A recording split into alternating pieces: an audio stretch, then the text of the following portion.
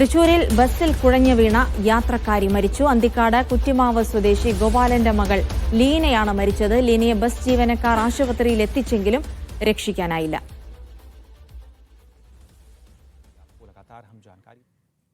നടരാജ് പരശുരാം വിവരങ്ങൾ നൽകും. നടരാജ്, എപ്പോഴാണ് ഈ ഒരു അപകടമുണ്ടായത്? എന്താണ് സംഭവിച്ചത് അവർക്ക്? ഇന്ന് രാവിലെ 7 മണിയോടെയാണ് സംഭവം. തൃപ്പയാറിൽ നിന്നും മുറ്റിച്ചൂർ വഴി തൃശൂരിലേക്ക് പോകുന്ന ഹവ്വ മറിയം എന്ന ബസ്സിൽ കുറ്റിമാവിൽ നിന്നാണ് ലീന കയറിയത്. ബസ് അന്തിക്കാട് ആൾ സെന്ററിൽ എത്തിയ സമയത്താണ് ഇവർ അസ്വസ്ഥത പ്രകടിപ്പിച്ചത്.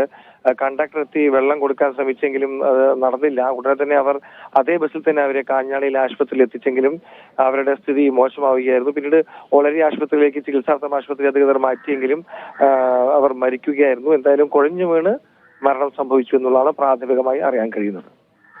ശരി, നടരാജ് പരശുരാമാണ് വിവരങ്ങൾ നൽകിയത്.